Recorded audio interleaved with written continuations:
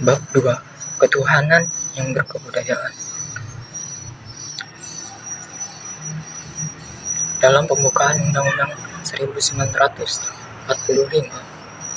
terdapat suatu pengakuan yang rendah hati dan penuh rasa syukur bahwa kemerdekaan Indonesia bisa dicapai atas berkat rahmat Allah yang Maha Kuasa. Dengan pengakuan ini, pemenuhan cita-cita kemerdekaan telah mewujudkan suatu kehidupan kebangsaan yang merdeka, bersatu, berdaulat, adil dan makmur, mengandung kewajiban yang harus dipertanggungjawabkan oleh segenap bangsa Indonesia, bukan saja di hadapan sesama, tetapi juga di hadapan Tuhan yang Maha Esa. Perspektif historis. Sejak zaman purbakala hingga sampai pada pintu gerbang kemerdekaan, masyarakat Nusantara telah melewati ribuan pengaruh agama-agama. Sistem kepercayaan tersebut berkembang dan menyebar seiring dengan kemajuan zaman. Oleh karenanya, dapat ditarik kesimpulan bahwa sejak dulu kala Tuhan telah menyejarah dalam ruang publik Nusantara. Negosiasi antara sekularisasi dan regionalisasi negara. Respon terhadap penjajah dan intervensi pemerintah kolonial terhadap kehidupan keagamaan mengarah pada politisasi agama yang membangkitkan usaha-usaha religiosasi ruang publik. Sekularisasi politik Indonesia. Sejak awal, Islam telah disalahpahami oleh pihak Belanda, sehingga dalam praktiknya Islam selalu dipisahkan dari politik. Hal tersebut juga terjadi pada masa kedudukan Jepang. Religiosasi politik Indonesia. Proyek sekularisasi masyarakat dan politik Nusantara oleh rejim kolonial pada kenyataannya tidak menyebutkan orang publik agama. Rangkaian yang panjang berontakan akan pribumi berbasis keagamaan yang diikuti oleh tumbuhnya kesadaran sosial politik menjadi lahan subur bagi penanaman ideologi baru yang mengarah pada bangkitnya kesadaran nasionalisme. Ketuhanan dalam perumusan Pancasila dan Konstitusi Pancasila. Menjelang akhir penjajahan Jepang, kekuatan politik terbelah menjadi dua, yakni golongan kebangsaan dan golongan Islam. Kedua golongan ini sepakat memandang pentingnya nilai-nilai ketuhanan dalam negara Indonesia. Namun berselisih mengenai hubungan negara dengan agama. Untuk itu, Hatta mengungkapkan kita tidak akan mendirikan negara dengan dasar perpisahan antara agama dan negara, melainkan kita akan mendirikan negara modern di atas dasar perpisahan urusan antara agama dengan negara.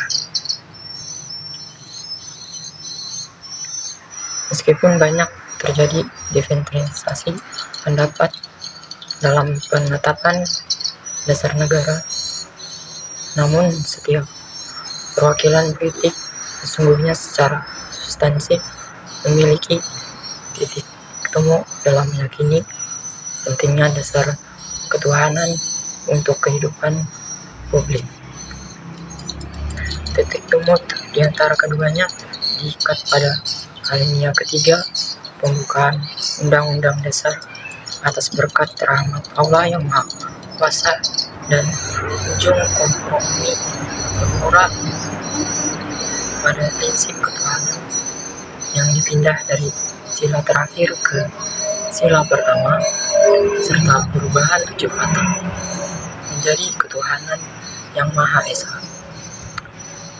Dengan ini negara telah memperkokoh fundamentalnya, yakni fundamental moral yang menjadi landasan dari fundamental politik. Perspektif teoritis komparatif.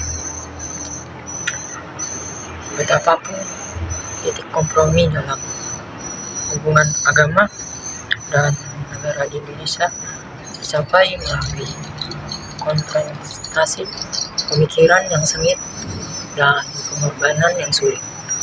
Tetapi dalam perkembangan waktu,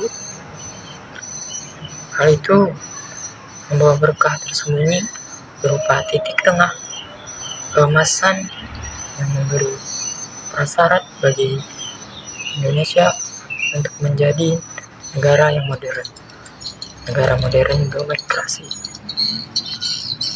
Koreksi terhadap tesis separatis agama dan negara.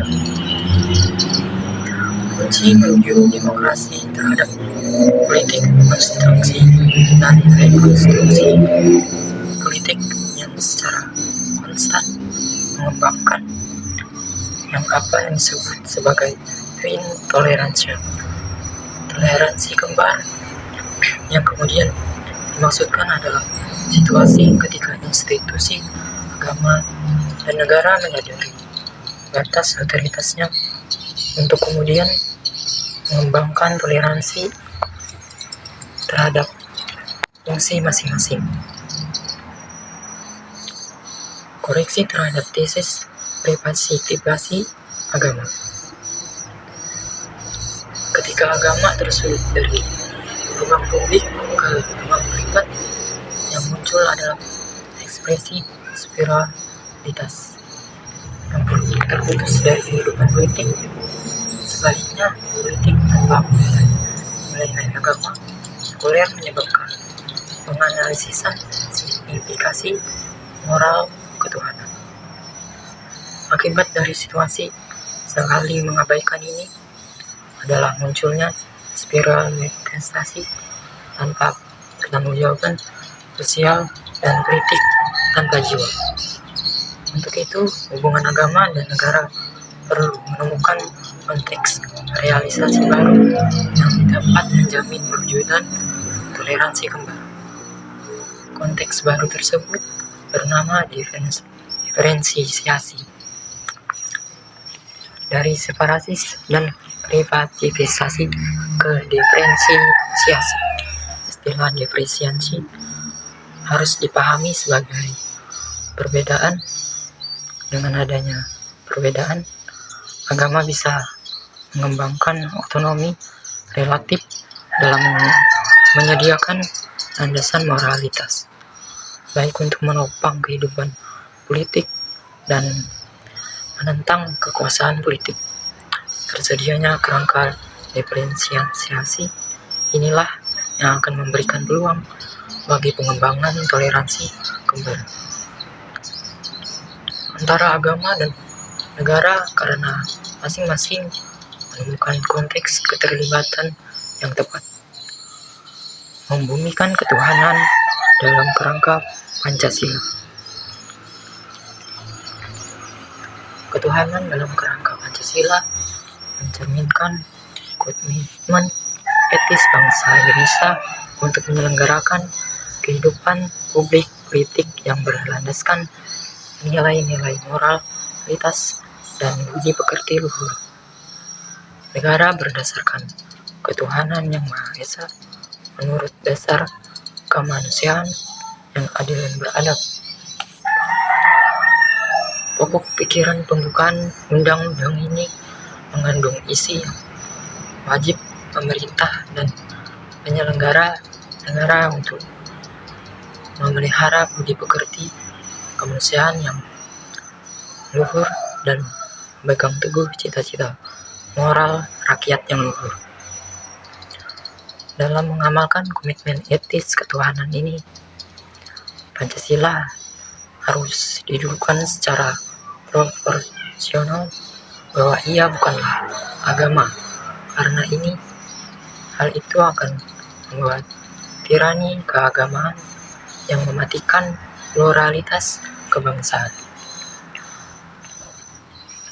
Dalam ungkapan Bung Hatta, dasar ketuhanan yang Maha Esa jadi dasar yang memimpin cita-cita negara kita, yang memberikan jiwa kepada usaha menyelenggarakan segala yang adil, benar, dan baik.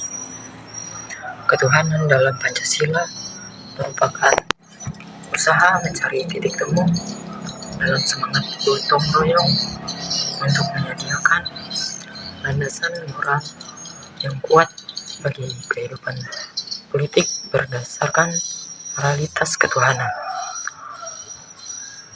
Dalam kerangka pencarian titik temu ini, perlu digarisbawahi bahwa Indonesia bukanlah negara yang sekuler, namun juga bukan negara yang agama, melainkan sebagai negara yang mengakomodasikan kepentingan agama.